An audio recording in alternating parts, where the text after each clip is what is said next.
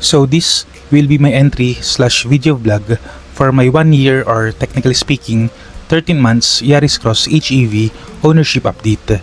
Meron na akong playlist na ginawa dito sa channel na to for my Yaris Cross ownership experience.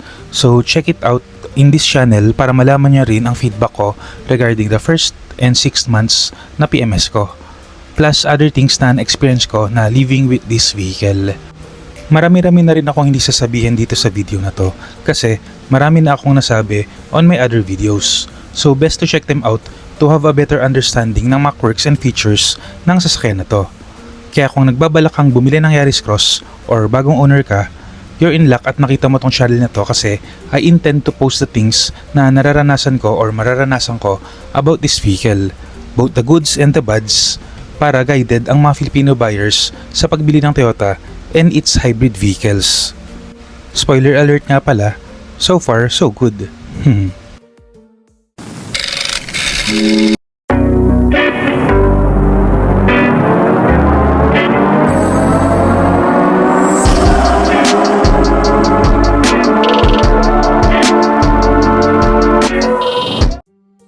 Before I go on, kung mahilig ka sa Philippine car news and reviews, I would appreciate it if you can consider giving a like on this video and subscribing to the channel. I post one video a week sharing my thoughts and opinions regarding Philippine cars. Maliit na bagay yan para sa inyo pero napakalaking tulong yan para lumago ang channel na to so that I may also know the interests of the Filipino consumer.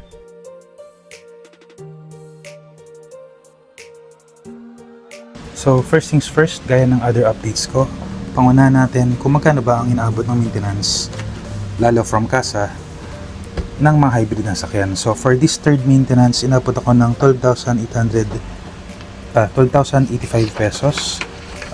Meron na akong 6,927 kilometers na nalag sa odometer na ito. Pero for this one, every 6 months or 10,000 kilometers, whichever comes first kasi ang basis ng recommended ng warranty booklet ng Toyota. So 20,000 na yung ginamit na basis. So ano ba yung mga ginawa dun sa 20,000 na yun? We'll see. Pero the usual, yung mga check-up ng 20,000 kilometers, mga palit ng oil filter, brake cleaning, may mga octane something pa dito. So more or less, it's just the routine maintenance thing na na kailangan gawin for us to keep the vehicle in good running condition. So dahil hybrid to, medyo konti pa lang rin kasi ang marunong mag-repair or mag-maintain ng sakyan, and pinapangalagaan ko yung kanyang warranty, kaya sa kasa pa rin ako nagpapamaintain, and I plan to keep that strategy even before I sell or siguro after 8 years, whichever comes first, pagka kailangan ibenta or mawala ng warranty yung sakyan. Similar sa other suggestions ko dati, best na meron kayong ganitong klaseng booklet or lalagyan para matago nyo ng maayos yung mga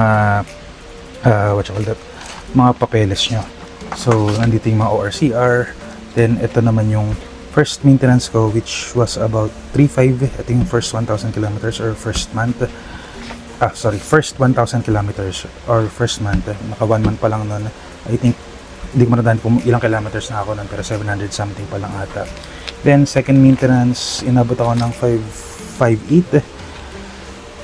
For this one, should be 10,000 kilometers. Obviously, hindi ko na-reach yun. Even now, third maintenance na ako. On the 6th month, I think naka 4 something pa lang ako ron. Wala pang 5,000. Then, now, 12,000. So, 12 plus 5,8 plus 3,5. So, more or less, 20,000, 21,000. Tama. Mga 20 to 21,000. Inabot na yung 1 year of maintenance dito sa hybrid na sakyan. So, tataas pa to balang araw. Couple of things, because one, the more na tumatagal yung sakyan, kailangan natin siyang i-maintain mas maayos, mas maraming kailangan i-check doon, mas maraming palitan. Syempre, mas mamahal din ang singil doon. That's the first thing na tingin ko bakit tataas pa to in the future. Pero second thing, alam naman natin, inflation is a real thing. I expect and ready ko yung aking bangko and bulsa para sa further increase ng maintenance nito. Hindi lang naman yun for hybrid vehicles, pero I think for all vehicles in general. After almost 7,000 kilometers, ano na nga ba ang mga issue na na-encounter ko with this vehicle? Well, sa totoo lang, mechanically and structurally speaking, wala pa. So, sorry sa nag-aabang ng bad news, pero up to this day, this vehicle is living up to its Toyota quality, durability, and reliability. On the Facebook Yaris Cross groups na nasalihan ko, may mga nakita akong maliit na issues here and there regarding sa electronics, which I will discuss in a while, pero structurally and mechanically speaking, aside sa recent na nakita kong nag-loosen ang bolts ng pinto, so far so good for me. Going back to the electronics naman, so far no issues encountered ako except for that unusual infotainment screen na na-encounter ko before my 6th month. I use Android Auto and I think may glitch either sa Android Auto or the infotainment screen itself wherein nawala ang sound, pero after ma-restart ang sasakyan, bumalik naman. I think for the whole year, mga twice, thrice, or maximum of 5 times ko na naranasan, pero that happened siguro I think way back. And yung mga yun kasi nangyari siya kasi may mga messages and calls na pumapasok during that time. Not a big deal in general, and ilang months ko nang hindi nararanasan yun, kaya hindi ko na napacheck sa kasa. Mahirap kasi siya i-replicate para ma-troubleshoot. Now, going to the reason kung bakit hybrid ang binili ko instead of the V variant neto na 300,000 pesos less expensive kesa dito. Let's talk about the fuel efficiency. May videos na rin ako na dedicated for this topic, pero in a short summary, I travel within Manila most of the time, and para makarating ako sa office, dinaranas ko ang heavy and I cannot stress enough heavy traffic ng side streets of Manila, Makati, Central Business Districts, and Fort Bonifacio of Taguig. In total, around 30 kilometers yung balikan ko, so 15 kilometers sa umaga and another 15 kilometers pabalik. On the morning rush, 14 to 18 kilometers ang average ko depending on the weather. Kapag summer kasi medyo mainit, mas malakas ang aircon settings ko, kaya around 14 to 15 kilometers lang ang fuel efficiency ko. Sa gabi naman or evening drives, around 22 to 24 kilometers per liter ang average ko kasi medyo late ako umuwi. Marami-raming ganap kayo sa office. Pero kapag sobrang late na ako umuwi, several times I lagged 28 kilometers per liter on the nighttime city driving. Very impressive kahit sinong tanungin mo. On the highway naman, usually 3 to 4 passengers ang sahi nito, around 24 to 26 kilometers ang nakuha ko, which while expected, mas mababa compared to the late night city driving kasi hybrids really shine on city driving. Plus, marami-rami akong dala kapag tumatawid ng highway, which adds to the overall weight na kailangan hatakin ng sasakyan.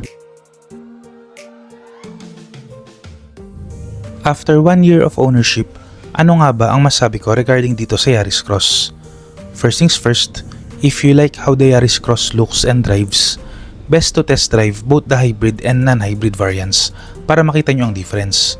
Aside kasi sa panoramic sunroof and premium speakers na makuha mo lang dito sa hybrid, fuel efficiency lang in my opinion ang biggest difference neto.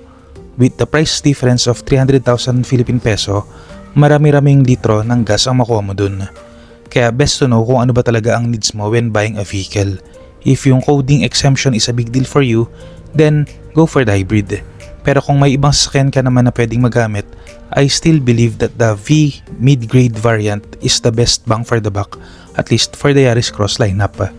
But for me, I chose the Yaris Cross HEV kasi I wanted to have a crossover na best for city driving in terms of size and practicality naman in general dahil sa ground clearance nito. For what I need, ito ang size ng sasakyan na best suited for me. Except siguro for the race hybrid na meron ng ibang bansa na unfortunately wala sa atin. Pero malay natin kung bumenta ang hybrids in the future, sana dumating din sa atin ang race hybrid. Another thing about reliability, especially long-term reliability, maraming nagsasabi na maintenance is key. That is true most of the time. Pero another thing na hindi ko masyadong naririnig or nababasa is how to drive sensibly. Kahit regular ang maintenance mo, pero kung lagi ka namang nag-overload, kaskasero ka sa kalsada, useless ang maintenance and tibay ng kahit anong sasakyan kasi you are not using that vehicle and treating it properly.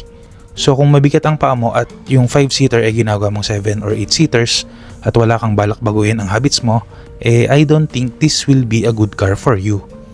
As a final word for this video, the Yaris Cross HEV is not the best in class. May ibang sasakyan na mas masarap i-drive lalo na yung mga bagong Chinese EVs. For the tech and safety features then, while it has ADAS and a big infotainment screen, merong ibang sasakyan na better. Even the price is not that competitive anymore, lalo at dumating na ang bagong Corolla Cross HEV variants na mapagpipilian pa. But, for this vehicle's size and fuel efficiency, nasabi ka na to dati and I'm hoping na dumating ang araw na mali na ako. Sa tingin ko, this is the most efficient hybrid that you can find in the market that is very good in the city and runs fine in the highway. Not the best, but good enough.